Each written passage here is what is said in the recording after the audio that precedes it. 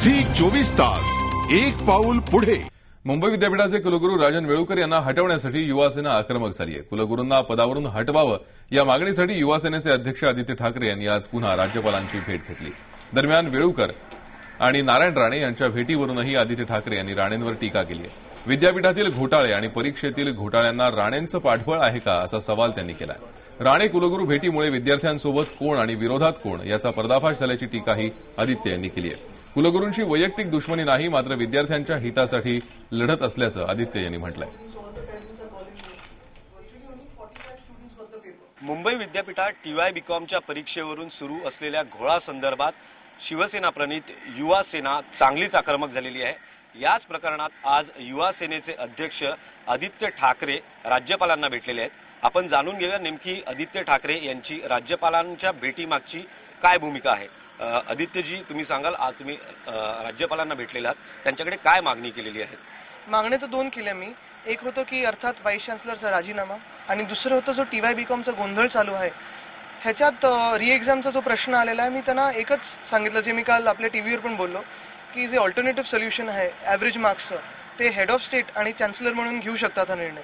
आणि हीच विनंती केली की त्यांनी विद्यार्थ्यांसाठी जे चांगलं आहे ते करावं। त्यांनीही आश्वासन दिलंय, जसं त्यांनी आमच्या डेलिगेशन नंतर लगेच रजिस्ट्रार आणलेला, प्रो VCचे जे शोध चालू आहे, तसंच आता ह्या विषयावर पण ते लिगल ओपिनियन घेऊन लवकरात लवकर जे मुलांसाठी चांगलं आहे ते करतील। कुलगुरू आपल्या बचावासाठी राजकीय पाठबळ मिळवण्याचा प्रयत्न करत आहेत। गेल्या काही दिवसात ते अनेकांना भेटलेले आहेत, राज्य सरकारमधल्या प्रतिनिधींनाही भेटलेले आहेत। काल उद्योगमंत्री नारायण राणे यांची त्यांनी त्यांच्या निवासस्थानी भेट घेतलेली आहे। तुम्ही या सर्व घडामोडींकडे कशा पद्धतीने पाहता? नाही, मला वाटतं त्यांचा शेवटचा प्रयत्न चाललाय स्वतःला वाचवायचा, कारण प्रत्येक विद्यार्थी आता VCच्या विरोधात उठलेला आहे। सगळ्या पेरेंट्सनाही माहिती आहे, टीचर्सनाही माहिती आहे, आणि म्हणूनच वेळुकर साहेब इथे तिथे जात आहेत। राणेंनी काल शिवसेनेवर आणि युवासेनेवरही टीका केलेली आहे। ज्या पद्धतीने युनिव्हर्सिटीमध्ये जो गोंधळ झाला, त्यांचं असं म्हणणं आहे धांगडधिंगा झाला तो चुकीचा होता, त्याचं समर्थन आपण कधी करणार नाही। वैचारिक स्तरावर वाद जरूर असावेत, पण अशा पद्धतीने धांगडधिंगा घालणं योग्य नाही। ते बोलून काही फरक नाही पडत। मला वाटतं जे चाललंय ते बरोबर चाललंय। विद्यार्थ्यांच्या जर विरोधात कोणी उठलं तर आम्ही त्याच्या विरोधात उभं राहू आणि त्याला संपवू। या पुढची भूमिका काय असेल? कशा पद्धतीने हे प्रकरण यापुढे लावून धरलं जाईल? माझी डेडलाईन आता 9 तारखेला संपते सरकारला।